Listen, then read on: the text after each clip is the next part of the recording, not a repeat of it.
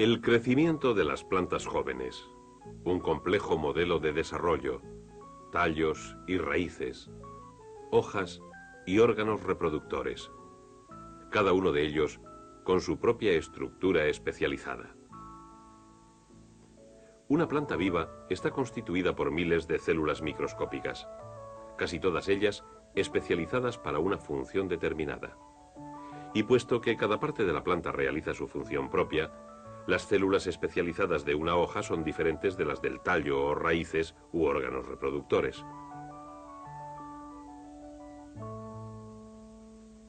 La mayor parte de las plantas que conocemos están especializadas para su reproducción sexual.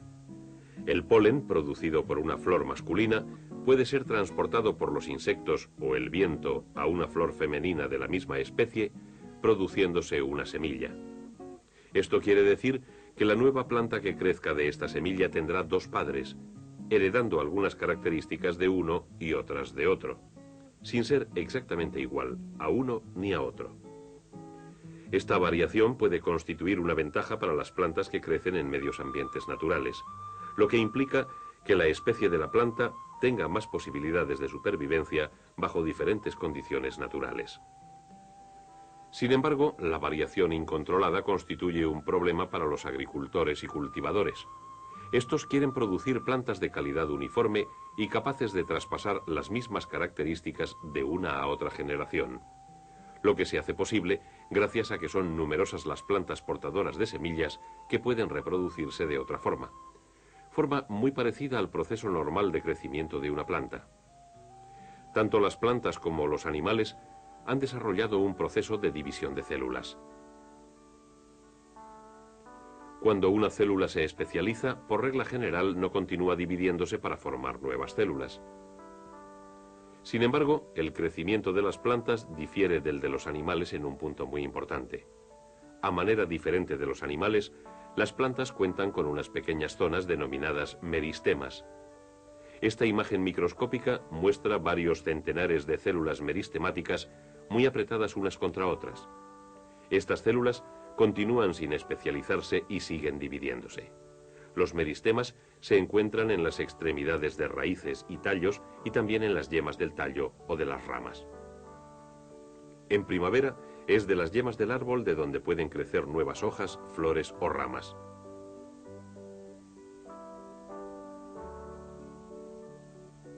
Así, una zona meristemática puede producir en una planta en crecimiento nuevas partes. Y en determinadas circunstancias, hasta una nueva planta completa.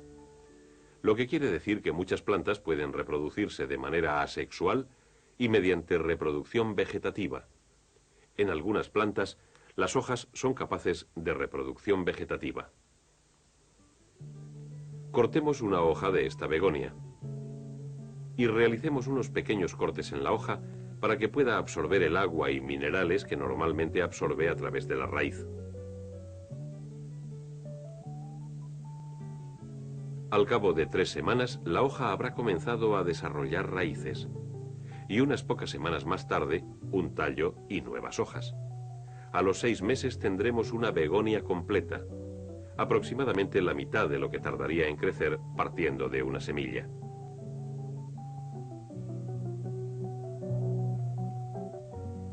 La reproducción vegetativa puede producirse también a partir de los tallos de ciertas plantas. Podemos una rama del tallo de un geranio. Y arranquémosle algunas de sus hojas inferiores. Coloquemos el esqueje en agua y mantengámoslo a la luz del día. Al cabo de unas pocas semanas habrán comenzado a brotar raíces nuevas. Ya puede plantarse en tierra. Con cierto cuidado, el esqueje se convertirá en planta completa en unos 3 meses.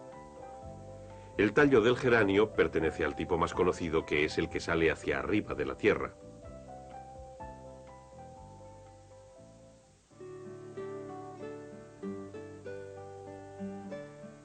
Pero existen otros tipos de tallos.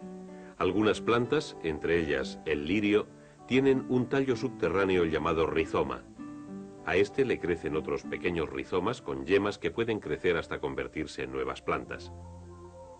La fotografía a intervalos nos muestra el crecimiento de un lirio a partir de un rizoma.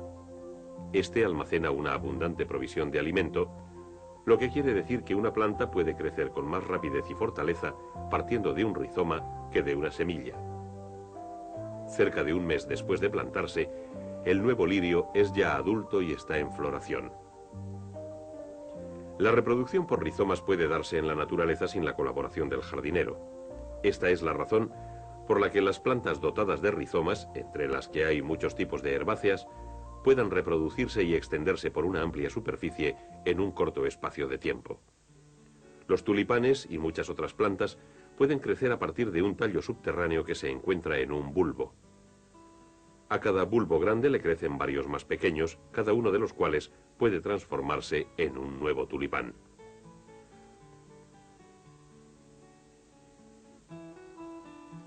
Como el rizoma, el bulbo almacena alimentos que pueden ser utilizados por una nueva planta.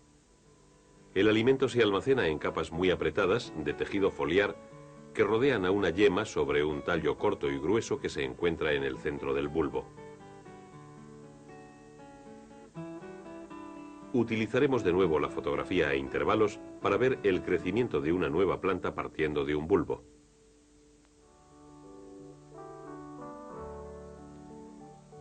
Al tener la nueva planta una gran cantidad de alimento almacenada en el tejido foliar del bulbo, tiene muchas más posibilidades de sobrevivir que las plantas procedentes de semillas.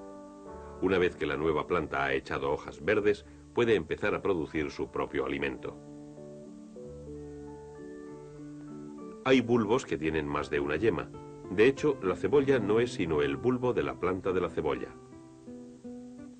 Como otros bulbos, la cebolla posee numerosas capas de tejido foliar que abastecen de comida a las nuevas plantas que crezcan de las yemas. Hay plantas, como los gladiolos, que pueden crecer a partir de otro tipo de tallo subterráneo. Estos son los cormos de un gladiolo. Se parecen mucho a los bulbos, pero son más duros y no tienen capas de tejido foliar rodeando la yema. De hecho, el cormo no es sino una zona del tallo que se ha hecho más gruesa. Al plantar un cormo de gladiolo o de cualquier otra planta, el grueso tallo sirve para suministrar alimento a la nueva planta hasta que ésta eche hojas y pueda generar su propio alimento.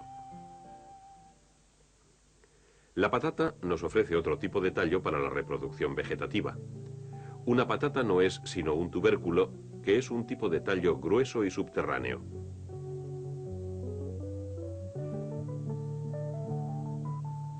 Lo que solemos llamar ojos de la patata son en realidad yemas, por lo que esos ojos, como todas las yemas, pueden ser empleados para que de ellos crezca una nueva planta. Cortamos la patata en varios pedazos con cuidado de que todos tengan una yema y los plantamos.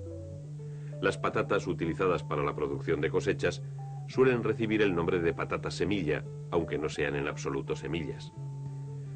Producen plantas nuevas por reproducción asexual a través de esquejes tomados del tallo y no por reproducción sexual a través de semillas.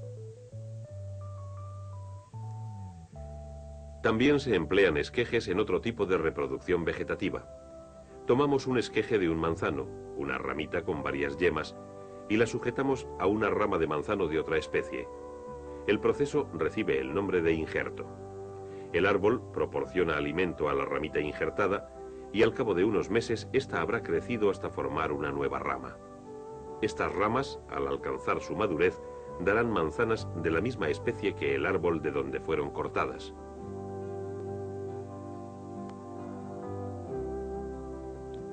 Son muchos los tipos de frutos criados mediante injertos.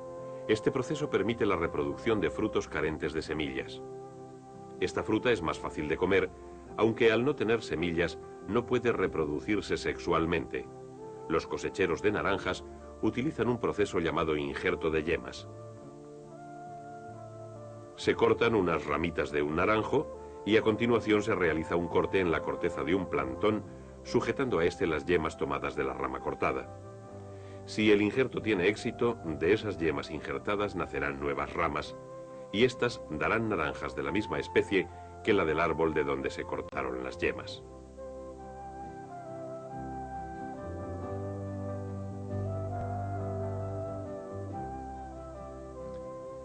Sin embargo, también se hacen injertos en otras plantas. Se pueden quitar yemas a un rosal que produzca unas flores preciosas, pero con tallos demasiado débiles. Se injertan las yemas a otro rosal con tallos más robustos, lo que producirá un rosal con rosas bonitas y tallos fuertes.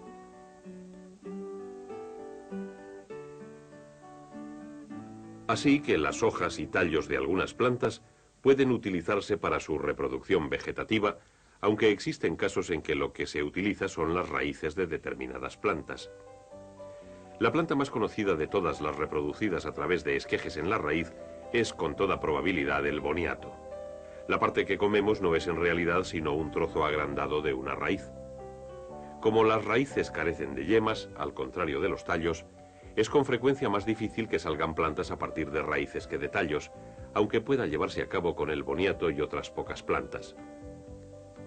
Coloquemos algunos boniatos en agua y mantengámoslos en un lugar templado y oscuro. A las pocas semanas habrán comenzado a desarrollarse nuevas plantas que habrán hecho uso del alimento almacenado en los boniatos. Estos brotes nuevos pueden ser arrancados y plantados en tierra.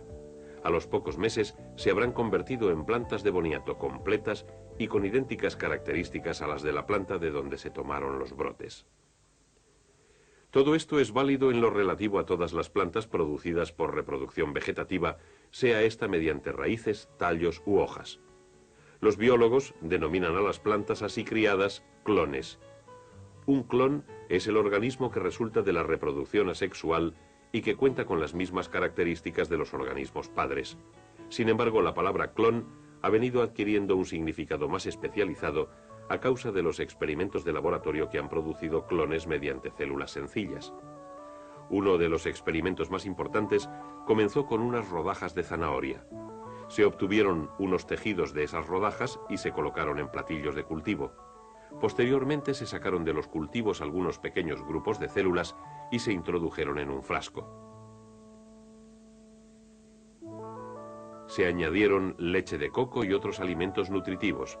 Las células especializadas de la zanahoria se desespecializaron y comenzaron a dividirse otra vez. Con el tiempo, llegaron a crecer nuevas plantas de zanahoria, clones, partiendo de las células individuales de la zanahoria. Los experimentos con clones partiendo de células sencillas están llevándonos a importantísimos descubrimientos sobre la naturaleza de las células vivientes, pero a pesar de la novedad de esta técnica, las pruebas con clones de plantas se vienen realizando desde hace muchos años. Partiendo de esquejes de hojas, tallos y raíces, podemos hacer que crezcan plantas nuevas, procedentes de un solo padre y capaces de traspasar las mismas características beneficiosas de generación en generación a través de la reproducción vegetal.